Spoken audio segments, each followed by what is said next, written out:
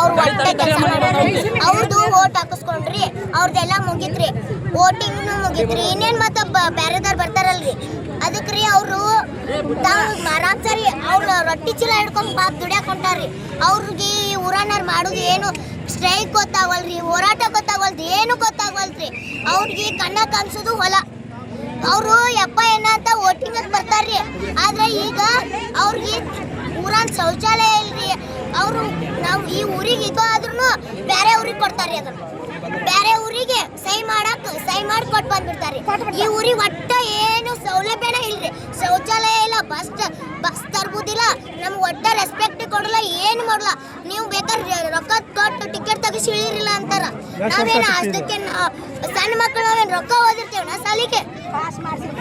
ನಮ್ದು ಆಧಾರ್ ಕಾರ್ಡ್ ಮೇಲೆ ಹೋಗ್ತೇವೆ. ನಾವೀಗ ಆಧಾರ್ ಕಾರ್ಡ್ ಮುಗಿತು, ನಾವು ಮತ್ತೆ ಪಾಸ್ ಮಾಡಿಸ್ತೇವೆ, ಪಾಸ್ ಮೇಲೆ ಹೋಗ್ತೇವೆ. ಆದ್ರೆ ಇವ್ರು ಏನಾರ ಇದನ್ನ ಮಾಡ್ತಾರ, ಅವಾಗ ಯಾರು ಬರುದಿಲ್ಲ.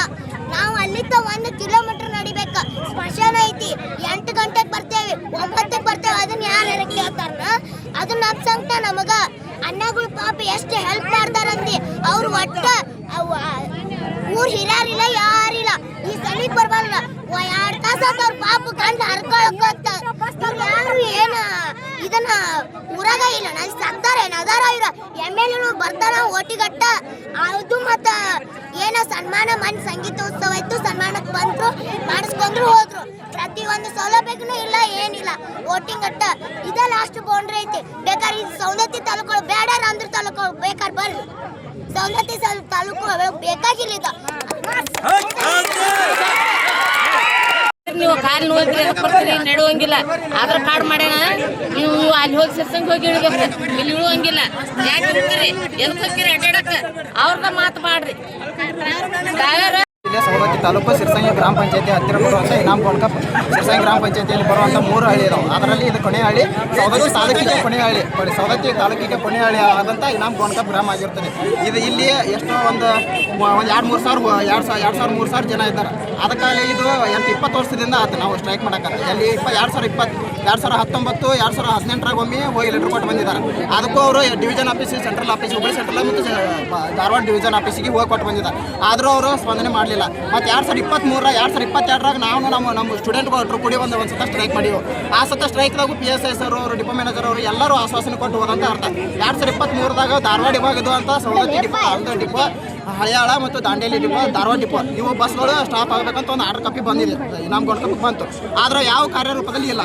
2023 ಬಂದಿದ್ದು 2025 ಇಲ್ಲಿವರೆಗೆ 2 ವರ್ಷ 2026 ದುರುಪಯೋಗ ಮಾಡ್ಕೋತಾರೆ. 2026 ಸೆನೆಕ್ ಬರಕತ್ತಿ, ಒಂದು ಯಾವ ಸ್ಟಾಪ್ ಇಲ್ಲ. ನಾವು ಈಗ 2020 ಈಗ 25 ಪ್ರೆಸೆಂಟ್ ಏನು ಮಾಡಿವಿ. ಮತ್ತೆ ಹೋಗಿ ನಾವು ಸ್ಟೂಡೆಂಟ್ ಅಂತ ನಮ್ಗೆ ಯಾಕಂದ್ರೆ ಸ್ಟೂಡೆಂಟ್ಗಳು ಭಾಳ ತ್ರಾಸ ಆಗುತ್ತೆ. ಯಾಕಂದ್ರೆ ಇಲ್ಲಿಂದ ಸರ್ಸಂಗೆ ಒಂದು 1.5 ಕಿಲೋಮೀಟರ್ ಐತ್ರಿ. 1.5 ಕಿಲೋಮೀಟರ್ ಹೋಗ್ಬೇಕಂತಂದ್ರೆ ನಡುಕ ಸ್ಮಶಾನ ಐತ್ರಿ. ಮತ್ತೆ ಅಲ್ಲಿ ಗಂಡ್ಮಕ್ಳುಗಳು ಟಾಯ್ಲೆಟ್ ಗತಿ ಕುಂತಿರ್ತಾರೆ. ಯಾಕಂದ್ರೆ ನಮ್ಮ ಊರನ್ನ ಹೆಣ್ಮಕ್ಳು ಹೋಗಾಕ ಭಾಳ ಇದಾಕತ್ರಿ ಒಂಥರ. ಯಾಕಂದ್ರೆ ರಾತ್ರಿ ಟೈಮು ಸ್ಮಶಾನ ಗತಿ ಬರೋದು ಒಂಥರ ಇದಾಕತ್ರಿ. ಅದಕ್ಕಾಗಿ ನಾವೇನಂತ ಮಾಡಿದ್ವಿ, 2025 ಸ್ಟ್ರೈಕ್ ಮಾಡಿದ್ದೀವಿ. ಸ್ಟ್ರೈಕ್ ಮಾಡಿ ಮತ್ತೆ ಇವ್ರು ಏನು ಮಾಡಿದ್ರು, ನವೆಂಬರ್ 28 ನಮ್ಮ ಊರಾಗ ಯಾರ ಕೈಲೇ ಬಸ್ ನಿಲ್ಸಕ್ಕಾಗಿಲ್ಲ. ಇನ್ನು ಮುಂದೆ ಬಸ್ ನಿಲ್ಲ ಮಟ್ಟ ನಮ್ಮ ಸ್ಟ್ರೈಕ್ ಯಾವ್ದು ಕಾರಣಕ್ಕೂ ನಿಲ್ಲಂಗಿಲ್ಲ.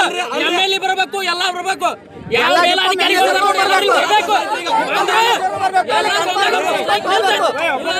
10 ವರ್ಷ ಆತ ಹೋರಾಟ ಮಾಡಕತ್ತ ಒಂದ್ ಸರನು MLA ಸರ್ ಬಂದಿಲ್ಲ, ತಹಸೀಲ್ದಾರ್ ಸರ್ ಬಂದಿಲ್ಲ. ಗೋನ್ಕೊಪ್ಪ ಸವದತ್ತಿ ತಾಲೂಕಿನಾಗ ಲಿಸ್ಟ್ನಾಗ ಆಯ್ತು.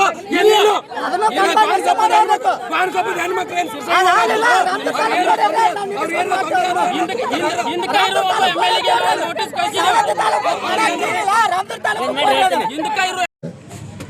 ಸವದತ್ತಿ ಡಿಪೋ ಹೊರತುಪಡಿಸಿ ಏನು ಬೆಳಗಾವಿ ಡಿವಿಷನ್ಗೆ ಬರ್ತಾವ ಆಯಿತು. ವಾಯವ್ಯ ಕರ್ನಾಟಕ ಸಾರಿಗೆಯ ಸಂಬಂಧಪಟ್ಟಂಥ ಎಲ್ಲ ಬಸ್ಗಳನ್ನ ನಿಲುಗಡೆಗೆ ಆದೇಶವನ್ನು ಹೊರಡಿಸಿದ್ದಾರೆ. ನೋಡಿದೆ ಆ ಆದೇಶ ಕಾಪಿ. ಹೆಚ್ಚು ಕಡಿಮೆ ನಿಮಗೆ ಒಂದು 14 ಬಸ್ಗಳು ನಿಲುಗಡೆಗೆ ಒಂದು ವ್ಯವಸ್ಥೆ ಅದನ್ನೊಂದು ಮಾಡಿಸ್ತೀವಿ. ಅದರ ಜೊತೆಗೆ ನೀವು ಜಾಗ ಕೊಟ್ಟರೆ ಒಂದು ಬಸ್ ಸ್ಟಾಪು ಕೂಡ ಅದರ ಸಲುವಾಗಿ ಮಾತಾಡಿದೆ. ಒಂದು 10 ನಿಮಿಷದಾಗ ನಾನು ಕ್ಲಾರಿಫಿಕೇಷನ್ ಸಿಗುತ್ತೆ. ಮೀಟಿಂಗ್ದಾಗ ಅದ ಅದನ್ನು ಕೂಡ ನಾನು ಜವಾಬ್ದಾರಿ ತಗೊಳ್ತೀನಿ. ಒಂದು ಬಸ್ ಸ್ಟಾಪ್ ಅಲ್ಲಿ ಕೂತ್ಕೊಳ್ಳೋಕೆ ವ್ಯವಸ್ಥೆ ಜಾಗ ಮಾತ್ರ ನೀವು ಪಂಚಾಯತಿ ಅವ್ರು ಯಾರ ಮೆಂಬರ್ಸು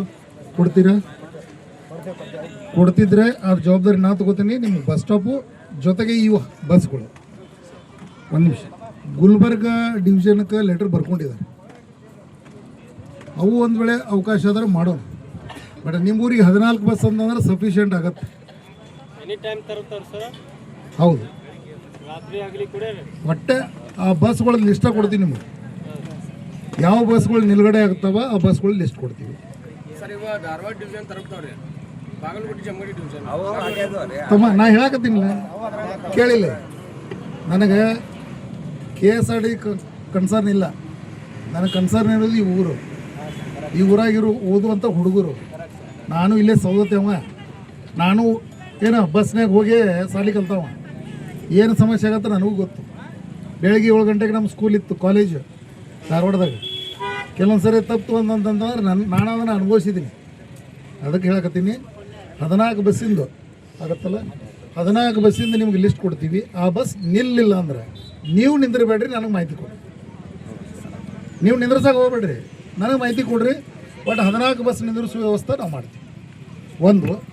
ಎರಡನೇದು, ನೀವು ಜಾಗ ಕೊಟ್ಟರೆ 100% ನಿಮಗೆ ಬಸ್ ಸ್ಟಾಪ್ ಈ ವಾರದಾಗ ನಾನು ಕ್ಲಿಯರೆನ್ಸ್ ಮಾಡಿ, ನೀವು ಯಾರ್ದನ್ನು ನಂಬರ್ ಕೊಡ್ತೀರಿ ನಾನು ಅರ್ಧ ಗಂಟೆ ಒಳಗೆ ನಿಮಗೆ ಅದನ್ನು ಕ್ಲಿಯರೆನ್ಸ್ ಕೊಡ್ತೀವಿ.